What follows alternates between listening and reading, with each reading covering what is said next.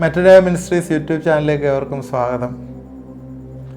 ബലവാനെ പിടിച്ചു കെട്ടിയിട്ടല്ലാതെ ബലവാൻ്റെ വീട്ടിൽ നിന്ന് കവർന്ന് അവൻ്റെ കോപ്പ് കവർന്ന് കളവാൻ എങ്ങനെ കഴിയും എന്നുള്ള ചോദ്യമായിരുന്നു കഴിഞ്ഞ എപ്പിസോഡിൽ നമ്മൾ ചോദിച്ചത്.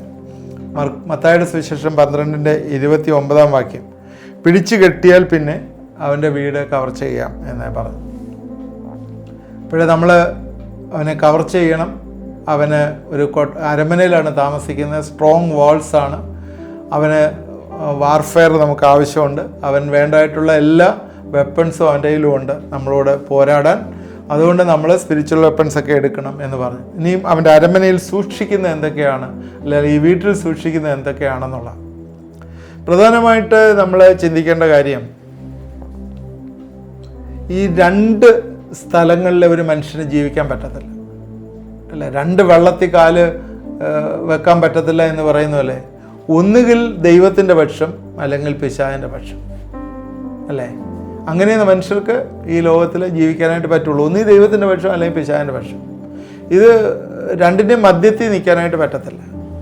ഈ ദൈവത്തിൻ്റെ പക്ഷത്തിൽ നിൽക്കുക എന്ന് പറയുമ്പോൾ നമ്മുടെ പ്രാധാന്യം ദൈവത്തോടുള്ള ദൈവിക പ്രമാണങ്ങളോടുള്ളതായിരിക്കും. കോംപ്രമൈസിനുള്ള സാധ്യതകൾ തീരെ കുറവാണ്. പക്ഷേ ഈ കോംപ്രമൈസ് ദൈവത്തിൽ നമ്മൾ കാണുന്നത് അങ്ങനെയല്ല. പള്ളിയിലും അതുപോലെ ഈ മീറ്റിങ്ങിലും ഒക്കെ പോവുകയും എന്നാൽ കാണുന്നതിനെല്ലാം കോംപ്രമൈസ് ചെയ്യുന്ന ഒരു ജഡീക സ്വഭാവമുള്ള മനുഷ്യൻ. നമ്മൾ പണ്ട് നേരത്തെയുള്ള എപ്പിസോഡിൽ പറഞ്ഞിട്ടുള്ളതാണ്, സ്പിരിച്വൽ മാൻ, കാർണൽ മാൻ എന്നുള്ളൊരു വാക്കാണ് യൂസ് ചെയ്യുന്നത്. Spiritual man, carnal man and natural മാൻ. ഈ മൂന്ന് രീതിയിലാണ്. ശരിക്കും പറഞ്ഞാൽ അങ്ങനെ ഒരു കാർണാലിറ്റി മനുഷ്യരിലുണ്ട് എന്ന് പറഞ്ഞ് പഠിപ്പിച്ചിട്ട് നമ്മൾ ഈ കാർണാലിറ്റിയിൽ കണ്ടിന്യൂ ചെയ്യാനായിട്ട് പ്രേരിപ്പിക്കുന്ന ഒരു ചിന്തയാണത്. ശരിക്കും സ്പിരിച്വൽ മാനും നാച്ചുറൽ മാൻ, ദൈവത്തെ അറിഞ്ഞവൻ, ദൈവത്തെ അറിയാത്തവൻ. ദൈവത്തെ അറിഞ്ഞവനെ സംബന്ധിച്ചിടത്തോളം അവനിൽ നിന്നുള്ള കാർണാലിറ്റി മുഴുവൻ മാറണമെന്ന് ദൈവം ആഗ്രഹിക്കുന്നു. അത് പിശാച് അല്ലെങ്കിൽ അതിനകത്ത് കറപ്റ്റ് ചെയ്തിട്ട് അവരുടെ ജീവിതം നഷ്ടപ്പെടുത്തി കളയും. അപ്പോൾ ഈ ബലവാനായിട്ടുള്ളവൻ, ഈ പൈശാചികൻ എന്ന് പറയുന്ന ഈ 4 ഓഫീസിൻ്റെ കാര്യം ഞാൻ പറഞ്ഞായിരുന്നു.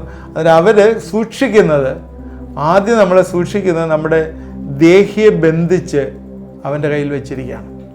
എന്ന് പറഞ്ഞാൽ souls are kept as prisoners. ഒരു മനുഷ്യന് 3 ഘടകമുണ്ട്: ദേഹം, ദേഹി, ആത്മാവ്. ഈ കർത്താവിനെ അറിഞ്ഞ ആളുകൾ കാർണാലിറ്റിയിൽ ജീവിച്ചു കഴിഞ്ഞാൽ ആത്മാവിലെ ദൈവം കൊണ്ടുവന്ന് ചില തീ കത്തിക്കും, വിളക്ക് കത്തിക്കും. അങ്ങനെ അവർ ആ താല്പര്യത്തിൽ അത് വളർന്ന് അതിലിങ്ങനെ ഗ്രാജുവലി ആ പ്രോസസ്സിൽ നമ്മൾ വളർന്ന് കർത്താവിനോട് അനുരൂപരായി തീരാൻ വേണ്ടിയാണ് ചെയ്യുന്നത്. എന്നാൽ ദൈവത്തെ അറിയാത്ത ചില ആളുകളുണ്ട്. അവരെ സംബന്ധിച്ചിടത്തോളം അവരെ പൈശാചികമായിട്ടുള്ള കൺട്രോളിലാണ് ജീവിക്കുന്നത്. അവരെ വിളിക്കുന്നത് കുരുടന്മാർ എന്ന് വേണമെങ്കിൽ വിളിക്കാം. മനസ്സിൻ്റെ കണ്ണ് അടഞ്ഞുപോയി. യെശയ്യാപ്രവചനം 42-ാം അധ്യായത്തിൻ്റെ 6-ാം വാക്യത്തിൽ ഇങ്ങനെയാണ് പറയുന്നത്. യെശയ്യാവ് 42:6, കുരുട്ട് കണ്ണുകളെ തുറപ്പാനും ബദ്ധന്മാരെ കുണ്ട്രയിൽ നിന്നും അന്ധകാരത്തിലിരിക്കുന്നവരെ കാരാഗ്രഹത്തിൽ നിന്ന് വിടുവിപ്പാനും. 7-ാം വാക്യം, യഹോവയെ ഞാൻ നിന്നെ നീതിയോട് വിളിച്ചിരിക്കുന്നു. അപ്പോൾ ദൈവം നമ്മളെ വിളിച്ചിരിക്കുന്നത് എന്തിനു വേണ്ടിയാണ്? നമ്മുടെ കണ്ണുകൾ തുറക്കണം. അതുപോലെ കുണ്ട്രയിൽ നിന്ന് എന്ന് വെച്ചാൽ പ്രിസണിൽ നിന്ന്, അതുപോലെ അന്ധകാരത്തിലിരിക്കുന്നവരെ, ഇരുട്ടിലിരിക്കുന്നവരെ കാരാഗ്രഹത്തിൽ നിന്ന് വിടുവിപ്പാൻ. യേശുക്രിസ്തു ഈ ലോകത്തിൽ വന്നപ്പോൾ യേശുക്രിസ്തുവിൻ്റെ പ്രകടന പത്രിക എന്നൊക്കെ വേണം, മാനിഫെസ്റ്റോ എന്നൊക്കെ പറയുന്ന ഒരു കാര്യം ലൂക്കോസ് 4:18 യേശുക്രിസ്തു എഴുന്നേറ്റ് വായിക്കുന്നുണ്ട്. ദരിദ്രന്മാരുടെ സുവിശേഷം അറിയിപ്പാൻ കർത്താവിനെ അഭിഷേകം ചെയ്യാൽ അവൻ്റെ ആത്മാവ് എൻ്റെ മേലുണ്ട്. ബദ്ധന്മാർക്ക് വിടുതലും കുരുടന്മാർക്ക് കാഴ്ചയും പ്രസംഗിപ്പാനും പീഡിതന്മാരെ വിടുവിച്ചയപ്പാനും കർത്താവിൻ്റെ പ്രസാദവർഷം പ്രസംഗിപ്പാനും അവനെ അയച്ചിരിക്കുന്നു. ഇവിടെ യേശുവിൻ്റെ ദൗത്യം അവിടെ ക്ലിയറായിട്ട് പറയുന്നുണ്ട്. എന്താണ്? ഈ ആളുകളെ ഈ അന്ധകാരത്തിൽ നിന്ന് വിളിച്ച് ഇറക്കണം, ബദ്ധന്മാരെ വിടുവിക്കണം, അവരുടെ കണ്ണുകൾ തുറക്കണം, കാരാഗ്രഹത്തിൽ കിടക്കുന്നവരെ വിടുവിക്കണം. ഈ ദേഹിയെ ഇന്ന് ബന്ധിച്ചിരിക്കുകയാണ് പല കാര്യങ്ങളും. എന്തൊക്കെയാണ് ഇന്ന് ബന്ധിച്ചിരിക്കുന്നത്? ഫിയറുണ്ട്, ഭീരുത്വം, സിന്ന്, പാപം, അഡിക്ഷൻ. ഒരുപാട് അഡിക്ഷനുണ്ട് മനുഷ്യർക്ക് വന്നിട്ടുണ്ട്. ഇന്നിപ്പം ഈ പുതിയ യുഗത്തിൽ, കമ്പ്യൂട്ടർ യുഗത്തിൽ അത് ഒരുപാട് കൂടിയിട്ടുണ്ട്. അന്നേരം നമ്മൾ അതുപോലെ ഈ പിശാച് പല ഡിസിപ്ഷൻ, ചതിയിൽ കൂടി ആളെ തട്ടിക്കൊണ്ട് പോകുന്നുണ്ട്. അതുപോലെ നമ്മുടെ ഭാവി, നമ്മുടെ ഫ്യൂച്ചർ, നമ്മുടെ ഡെസ്റ്റിനീസ്, അതുപോലെ നമ്മുടെ വിളി, കോളിംഗ്, അതുപോലെ നമ്മുടെ പൊട്ടൻഷ്യൽ, നമ്മളിലുള്ള പൊട്ടൻഷ്യൽ നമ്മൾ നേരത്തെ ഉള്ള രീതിയിലല്ല, അതിൽ നിന്ന് ഡീവിയേറ്റ് ചെയ്ത് കുറഞ്ഞു വരുന്നു. ഇപ്പം പലർക്കും അറിയാം, പലരും സംസാരിക്കുമ്പോൾ അറിയാം, ഞാൻ 10ാം ക്ലാസ്സിലോ അല്ലെങ്കിൽ ഡിഗ്രിക്കോ ഒക്കെ പഠിക്കുമ്പോൾ ഇങ്ങനെയല്ലായിരുന്നു ബ്രദറെ, ഞാൻ വല്ല സ്ട്രോങ് ആയിരുന്നു, എനിക്ക് ഒരുപാട് കാര്യങ്ങൾ ചെയ്യാനുള്ള കഴിവുണ്ടായിരുന്നു, ഇപ്പോൾ എൻ്റെ കഴിവെല്ലാം കുറഞ്ഞു വരുന്നത് പോലെ തോന്നുന്നു, എനിക്ക് എന്താണെന്നറിയത്തില്ല, എനിക്ക് ഭയങ്കര ക്ഷീണമാണ്, എനിക്ക് ഉറക്കമാണ് കൂടുതലും, എനിക്കിപ്പോൾ ഒരു കാര്യത്തിൽ കോൺസെൻട്രേറ്റ് ചെയ്യാൻ പറ്റുന്നില്ല എന്നൊക്കെ പറയുന്ന ഇങ്ങനെ ആളുകളുണ്ട്. ചെറുപ്പത്തിലെയൊക്കെ നല്ലതുപോലെ ചെയ്തിരുന്നു എന്നൊക്കെ പറയും. എന്നാൽ അതെല്ലാം ഇപ്പോൾ കുറഞ്ഞ പൊട്ടൻഷ്യൽ ഓഫ് ദ പീപ്പിൾ. അപ്പോൾ ഇങ്ങനെയുള്ള കാര്യങ്ങളിലെല്ലാം നമ്മളെ ബന്ധിച്ചിരിക്കുകയാണ്, നമ്മളെ പ്രിസൺ ചെയ്തിരിക്കുകയാണ്. ഇതാണ് ആദ്യത്തെ കാര്യം. അവിടെ souls are kept as prisoners. നമ്മുടെ മനസ്സിനെ അവൻ ബന്ധിച്ച് വെച്ചിരിക്കുകയാണ്. ഇതാണ് അവൻ ഒരു കാര്യം അവിടെ സൂക്ഷിക്കുന്നത്. ഓരോ വ്യക്തികളുടെയും മനസ്സിനെ ബന്ധിച്ചാണ് അവിടെ സൂക്ഷിച്ചിരിക്കുക. ഇതുമായിട്ട് റിലേറ്റ് ചെയ്ത് ഒരുപാട് സ്പിരിറ്റുകളുണ്ട്. അതിനെക്കുറിച്ച് നമ്മൾ സംസാരിക്കാം. രണ്ടാമത്, അവൻ അനുഗ്രഹങ്ങളെ മോഷ്ടിക്കുകയാണ്. അനുഗ്രഹങ്ങൾ, സ്റ്റോളൻ ബ്ലെസ്സിങ്. ദൈവം നമ്മളെ എല്ലാവരെയും അനുഗ്രഹിച്ചതാണ് എന്ന് എഫേസ്യർക്കെഴുതിയ ലേഖനം 1-ാം അധ്യായത്തിൽ പറയുന്നുണ്ട്. ലോകസ്ഥാപനത്തിന് മുമ്പേ കർത്താവിൽ നമ്മളെ എല്ലാവരെയും അനുഗ്രഹിച്ചു എന്നതിൽ പറയുന്നുണ്ട്. സ്വർഗീയമായിട്ടുള്ള എല്ലാ അനുഗ്രഹങ്ങളും നമുക്ക് തന്നു എന്ന് പറയുന്നു. അത് അനുഗ്രഹത്തിനകത്ത് എന്തൊക്കെയാണ് ഉള്ളത്? സ്പിരിച്വൽ അനോയിൻറ്റിങ് ഉണ്ട്, അഭിഷേകമുണ്ട്, നമുക്ക് അധികാരം തന്നിട്ടുണ്ട്, അതോറിറ്റി. എന്തിനാണ് അതോറിറ്റി തന്നിരിക്കുന്നത്? Dominion over all earth. ഭൂമിയിലുള്ള എല്ലാ ജീവജാലങ്ങളെയും ഭരിക്കാനുള്ള ഒരു അധികാരം നമുക്ക് തന്നിട്ടുണ്ട്. അതുമായിട്ട് ചേർന്നുള്ള ശക്തി തന്നിട്ടുണ്ട്. നമ്മൾ നേരത്തെ സ്പിരിച്വൽ ഫാക്ട്സിനെ കുറിച്ച് പറഞ്ഞപ്പോൾ ഇതെല്ലാം പറഞ്ഞാണ്. അതുപോലെ നമ്മുടെ സ്പിരിച്വൽ ത്രോൺ ഉണ്ട് നമ്മുടെ ജീവിതത്തിൽ. നമ്മളെ ജീവിതത്തിൽ കർത്താവിനെ അറിഞ്ഞവരെ സംബന്ധിച്ചിടത്തോളം ആത്മീയമായിട്ടൊരു സിംഹാസനമുണ്ട്. ആ സിംഹാസനത്തിൽ നമുക്ക് പല അതോറിറ്റി ഉണ്ട്. നേരത്തെ പറഞ്ഞ പോലെ അതോറിറ്റി.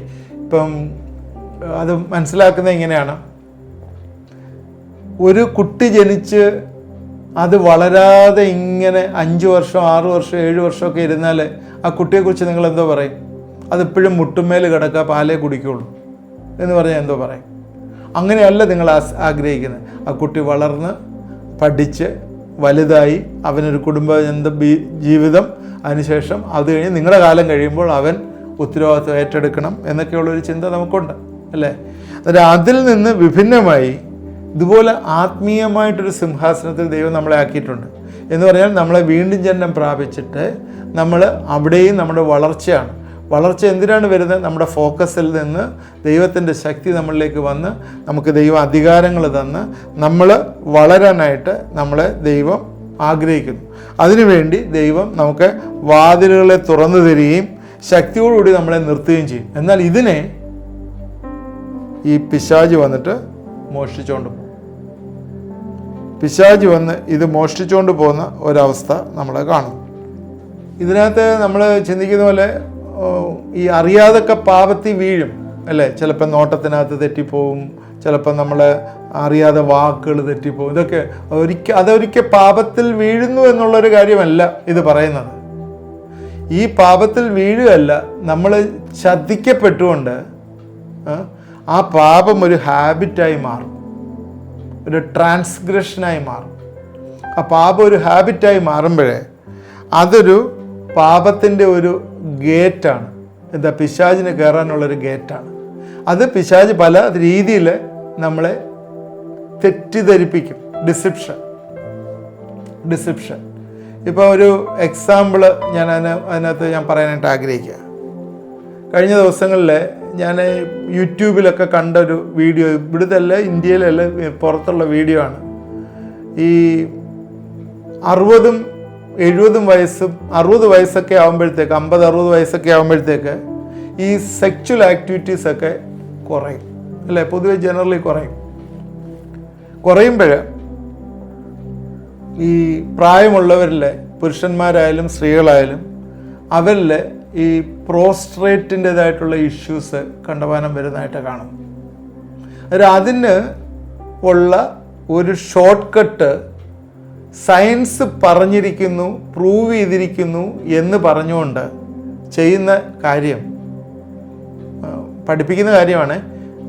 ഇത് യൂട്യൂബുകളിലൊക്കെ ഒരുപാട് വരുന്നുണ്ട്. നമ്മുടെ പ്രോസ്ട്രേറ്റ് ഗ്ലാൻഡ് എല്ലാവർക്കും ഉള്ള ഒരു അസുഖമാണ്. 50-60 വയസ്സ് കഴിയുമ്പോഴത്തേക്ക് പ്രോസ്ട്രേറ്റ് ഗ്രോത്ത് ഉണ്ടെന്നൊക്കെ പറയും. എന്നിട്ട് അത് പഠിപ്പിക്കുന്ന കാര്യം ഇങ്ങനെയാണ്, അവർക്ക് പ്രോപ്പറായിട്ട് സീമൻ ഇജാക്കുലേഷൻ ഇല്ലാത്തതിനാലും അല്ലെങ്കിൽ അത് പ്രൊഡ്യൂസ് ചെയ്യാത്തതിനാലും അല്ലെങ്കിൽ പാർട്ണറുമായിട്ട് ബന്ധപ്പെടാതിരിക്കുന്നതിനാലുമാണ് ഇതിങ്ങനെ വരുന്നത് എന്നും, അതുകൊണ്ട് നിങ്ങൾ പാർട്ണറുമായിട്ട് ബന്ധപ്പെടുകയോ അല്ലെങ്കിൽ ബന്ധപ്പെട്ടില്ലെങ്കിൽ നിങ്ങൾ മാസ്റ്റർബേഷൻ വഴിയെങ്കിലും അത് പുറത്ത് കളയുമ്പോൾ നിങ്ങൾക്ക് ആരോഗ്യവാനായി തീരും എന്ന് പറഞ്ഞിട്ടുള്ള ഒരു എപ്പിസോഡുകൾ ഇത്തിരി ഞാൻ കണ്ടിട്ടുണ്ട്. എന്താണിത് കാണിക്കുന്നത്? ഒരു ഡിസിപ്ഷൻ പിശാചിൻ്റെ കൊണ്ടുവരാണ്. എന്തിനു വേണ്ടിയാണ്? നിങ്ങളെ ആ സെക്ച്വലായിട്ടുള്ള ഫീലിങ്സ് തോട്ടിലേക്ക് കൊണ്ടുപോകാനായിട്ട്. നേരത്തെ കഴിഞ്ഞ ഈ പിശാചിൻ്റെ അറ്റാക്ക് നമ്മുടെ ലൈംഗിക പാപവുമായിട്ട് ബന്ധപ്പെട്ട് പറഞ്ഞു, സീമൻ അവരുടെ ഓൾട്ടറിൽ സാക്രിഫൈസ് ആയിട്ട് കൊണ്ടുപോകുന്നൊരു സാധനമാണ്. നമ്മളത് പ്രോപ്പറായിട്ട് മാരേജിന് പുറത്തത് യൂസ് ചെയ്ത് കഴിഞ്ഞാൽ, മാരേജിന് പുറത്ത് എക്സ്ട്രാ മാരിറ്റൽ ആക്ടിവിറ്റിയിൽ അത് ക്രിയേറ്റ് ചെയ്യപ്പെട്ട് കഴിഞ്ഞാൽ അവിടെ ഒരു ഓൾട്ടർ, സൈറ്റാനിക് ഓൾട്ടർ വരികയും ആ ഓൾട്ടറിൽ അത് ഓഫർ ചെയ്യപ്പെടുകയും ചെയ്യണം. അത് ഞാനത് പറഞ്ഞു എന്ന് ഞാൻ വിചാരിക്കുന്നത്, ഇല്ലെങ്കിൽ വീണ്ടും അതിനെക്കുറിച്ച് സംസാരിക്കും. അതുകൊണ്ട് ഏതെങ്കിലും രീതിയിൽ ഒരു ഹാബിറ്റ് ക്രിയേറ്റ് ചെയ്ത് ആ ഹാബിറ്റിൽ കൂടി പിശാച് കയറാനായിട്ട് പിശാച് ഈ ദിവസങ്ങൾ ശ്രദ്ധിച്ചുകൊണ്ടിരിക്കും. അതുകൊണ്ട് സ്റ്റോളൻ ബ്ലെസ്സിങ്ങിനകത്ത് ഇതെല്ലാം വരും. ചില ആളുകൾ ചെയ്യുന്നത് ശരിയാണെന്ന് വിശ്വസിച്ച് ദുരാത്മാക്കൾക്ക് അടിമപ്പെടുന്നുണ്ട്. ചില കാര്യങ്ങൾ ചെയ്യുന്നത് ശരിയാണ്, പ്രത്യേകിച്ച് ചില ചരട് കെട്ടി അല്ലെങ്കിൽ ചില കൂതാശകൾ പോലെ വർഷിപ്പിനകത്തൊക്കെ ചില കാര്യങ്ങളൊക്കെ ചെയ്തിട്ട് അത് കെട്ടിക്കൊണ്ടുവന്ന് ഭവനത്തിൽ വെക്കുകയോ ഒക്കെ ചെയ്തിട്ട് അത് ശരിയാണ്, അത് ചെയ്താൽ ഇന്ന ഗുണമൊക്കെ കിട്ടും എന്ന് പറഞ്ഞിട്ട് ദുരാത്മാക്കൾക്ക് അടിമപ്പെടുന്നതായിട്ടുള്ള കാര്യങ്ങളുണ്ട്. ഇന്നതുപോലെ ഈ ക്രിസ്ത്യൻ വർഷിപ്പിൽ പോലും സോഷ്യൽ ഗോസ്പല്, സാൽവേഷൻ ഇല്ലാത്ത പ്രസംഗങ്ങൾ, റിപ്പൻറ്റൻസ് ഇല്ലാത്ത പ്രസംഗങ്ങൾ, അഡ്മിനിസ്ട്രേഷന്, ഇതെല്ലാം ഇന്ന് ഗോസ്പൽ മെസ്സേജിലുള്ള ഓൺലി അഡ്മിനിസ്ട്രേഷൻ. എന്തിനാണ് ഇത് ചെയ്യുന്ന? Only for church. എന്തിനാണ്? Only for hatching, matching and despatching. Hatching എന്ന് പറഞ്ഞാൽ ജനിച്ചു കഴിഞ്ഞ് കൊണ്ടുപോയി കൊച്ചിനെ മാമോദിസ മുക്കുക. മാച്ചിങ് എന്ന് പറഞ്ഞാൽ കല്യാണം നടത്തുക. ഡെസ്പാച്ചിങ് കുഴിച്ചിടുക. ഇതിനാണ് ഈ കൂതാശകൾ ചെയ്യുക. ഇത് ഇങ്ങനെ ചർച്ച് ട്രഡീഷനകത്ത് കെട്ടപ്പെട്ടിട്ട് വേറൊന്നും ചിന്തിക്കാതെ ജീവിക്കുന്ന കാലം. ഇതൊരു വഞ്ചനയുടെ കാലഘട്ടമാണ്. ഈ വഞ്ചനയുടെ കാലഘട്ടത്തിലാണ് പിശാച് ഇങ്ങനെ പല കാര്യങ്ങളും മോഷ്ടിച്ച് അവിടെ വെച്ചിരിക്കുകയാണ്. ഈ stealing is the nature of Satan. സാത്താൻ്റെ ഒരു നേച്ചറാണ് സ്റ്റീലിംഗ് എന്ന് പറയുന്നത്. യോഹന്നാൻ 10:10 പറയുന്നല്ലോ, മോഷ്ടിക്കുവാൻ, അറക്കുവാൻ, മുടിക്കുവാൻ. അതതിൻ്റെ സ്വഭാവമാണ്. പിന്നെ മോഷ്ടിക്കുക, അറക്കുക, മുടിക്കുക. യേശു പറഞ്ഞ ഞാൻ ജീവൻ നൽകുവാനും സമൃദ്ധിയായ ജീവൻ നൽകുവാനും വന്നിരിക്കുന്നു. അതിന് നേരെ ഓപ്പോസിറ്റാണ്. മോഷ്ടിക്കുക, അറക്കുക, മുടിക്കുക. അതിന് മനസ്സിലെ ജോയി ഇല്ല, പീസില്ല, അവിടെ എല്ലാം പ്രോബ്ലം. ഫൈനാൻഷ്യൽ പ്രോബ്ലം, ഹെൽത്തിലെ പ്രോബ്ലം, ഓപ്പർച്യൂണിറ്റീസിൽ പ്രോബ്ലം, റിലേഷൻഷിപ്പിൽ പ്രോബ്ലം, പ്രെയർ ലൈഫിൽ പ്രോബ്ലം, ഡെസ്റ്റിനിയിലെ പ്രശ്നം, കോളിംഗ് ഇല്ല, പൊട്ടൻഷ്യൽ ഇല്ല, എബിലിറ്റീസ് ഇല്ല. ഇതെല്ലാ രീതിയിലും യവന് മോഷ്ടിച്ചുകൊണ്ട് പോവുകയാണ്. ഇനി ഒരു കാര്യം കൂടെ പറഞ്ഞിട്ട് ഞാൻ പെട്ടെന്ന് എൻ്റെ വാക്കുകൾ അവസാനിപ്പിക്കാനകത്ത്. മൂന്നാമത് എന്താണ് അവൻ കാക്കുന്നതെന്ന് ചോദിച്ചാൽ, generational bondages in this store house. Generational bondages, തലമുറകളായിട്ട് വന്നിരിക്കുന്ന ചില കെട്ടുകൾ, അതെല്ലാം അവനോട് സൂക്ഷിക്കണം. വിലാപങ്ങളുടെ പുസ്തകം 5-ാം അധ്യായത്തിൻ്റെ 7-ാം വാക്യത്തിൽ ഇങ്ങനെയാണ് എഴുതിയിരിക്കുന്നത്: ഞങ്ങളുടെ പിതാക്കന്മാർ പാപം ചെയ്ത് ഇല്ലാതെയായിരിക്കുന്നു, അവരുടെ അകൃത്യങ്ങൾ ഞങ്ങൾ ചുമക്കുന്നു. ഈ പാപങ്ങൾ പൂർവ്വ പിതാക്കന്മാരിൽ നിന്ന് പാപങ്ങൾ ഇൻഹെറിറ്റ് ചെയ്യാം. മനുഷ്യര് ജനറേഷൻ ഇൻ നേച്ചറാണ്. പാപങ്ങൾ ഇൻഹെറിറ്റ് ചെയ്യുന്ന പോലെ തന്നെ ആത്മീയ കാര്യങ്ങൾ ഇൻഹെറിറ്റ് ചെയ്യാം. തിമോത്തിയുടെ അപ്പൻ്റെയും അമ്മയുടെയും കാര്യം നമുക്കറിയാമായിരുന്നല്ലോ, ലൂയിസ്. അവരുടെ ജീവിതത്തിലെ പ്രാർത്ഥനാ വരമൊക്കെ ഇങ്ങോട്ടേക്ക് ഇൻഹെറിറ്റ് ചെയ്തു. അതുപോലെ ആത്മീയ വിഷയങ്ങൾ മാത്രമല്ല, രോഗങ്ങൾ ഇൻഹെറിറ്റ് ചെയ്യാം. നമുക്കറിയാവുന്നല്ലോ അല്ലേ, ഹാർട്ട് അറ്റാക്ക്, ഇങ്ങനെയൊക്കെയുള്ള ഒരു പ്രയാസം, ഹാർട്ടിന് എന്തെങ്കിലും പ്രയാസമായി ആശുപത്രിയിൽ ചെന്ന് കഴിഞ്ഞാൽ ചോദിക്കുന്നത് എന്താണ്? നിങ്ങളുടെ അപ്പനുണ്ടോ, അമ്മയ്ക്കുണ്ടോ, വല്യപ്പനുണ്ടോ എന്നൊക്കെ ചോദിക്കുന്നില്ലേ? അതുകൊണ്ട് ഈ DNA വഴി ഇങ്ങനെയൊക്കെയുള്ള ചില ട്രാൻസ്ഫറുകൾ നടക്കും. രോഗങ്ങൾ ഇൻഹെറിറ്റ് ചെയ്യാം. ദൈവം പോലും വിളിക്കുന്നത് ഇങ്ങനെയാണ്: അബ്രഹാമിൻ്റെയും ഇസാക്കിൻ്റെയും യാക്കോബിൻ്റെയും ദൈവം. അതുകൊണ്ട് നമ്മൾ ശ്രദ്ധിക്കുക, ഈ പിശാച് ഇങ്ങനെ ജനറേഷണൽ ബോണ്ടേജസ് അവിടെ കീപ്പ് ചെയ്യുന്നു. അപ്പോൾ ഈ ജനറേഷൻ ബോണ്ടേജസിനകത്ത് തന്നെ ബ്ലഡ് ലൈൻ കേഴ്സസ് ഉണ്ട്, ശാപങ്ങൾ വന്നിരിക്കുന്ന മാതാവോ പിതാവോ അല്ലെങ്കിൽ ഭവനത്തിലുള്ളവരോ ഒക്കെ ശപിച്ചിരിക്കുന്നത്, അതിങ്ങനെ കേഴ്സസ് ആയിട്ട് നിൽക്കും. അത് ക്ഷമിക്കപ്പെടാതെ കണ്ടിന്യൂ ചെയ്യുന്നുണ്ട്. അതൊക്കെ ഏറ്റുപറഞ്ഞ് ഉപേക്ഷിക്കാൻ പറ്റുന്ന കാര്യങ്ങളാണ് അത് ചെയ്യാതിരിക്കുന്നത്. അതുപോലെ ഫാമിലിയിൽ ജനറേഷണലായിട്ട് ചില കുറവുകൾ അല്ലെങ്കിൽ പ്രശ്നങ്ങൾ ഫാമിലിയിൽ ഉണ്ടായിട്ടുണ്ടെങ്കിൽ ആ ജനറേഷണൽ ഫാമിലി ആൾട്ടേഴ്സ്. അതുപോലെ കാണുന്നൊരു കാര്യമാണ് keys to activate different patterns of oppression in the family life. ചില ജനറേഷനിലെ ഈ ഒപ്രഷൻസ് ഒക്കെ ഉണ്ട്, പലരെയും പീഡിപ്പിക്കുകയും ഒക്കെ ചെയ്തിട്ടുണ്ട്.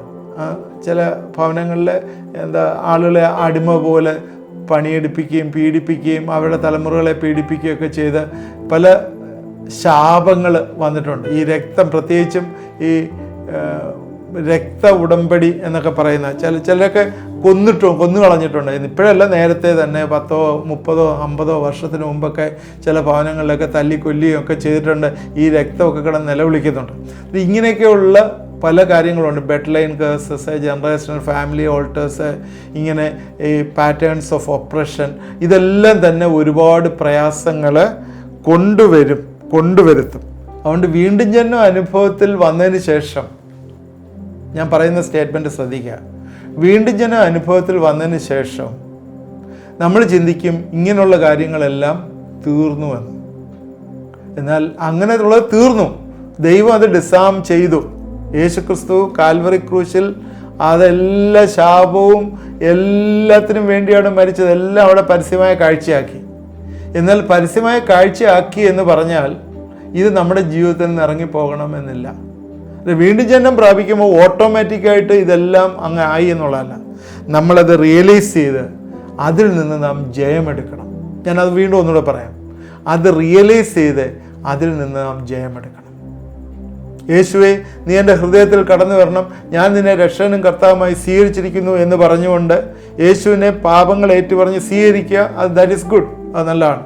ആ സ്വീകരിക്കുമ്പോൾ തന്നെ ഇതെല്ലാം സാത്താൻ്റെ എല്ലാ അറ്റാക്കും പോയി, എല്ലാം തീർന്നു, ഐ എം ഹാപ്പി എന്നുള്ളതല്ല.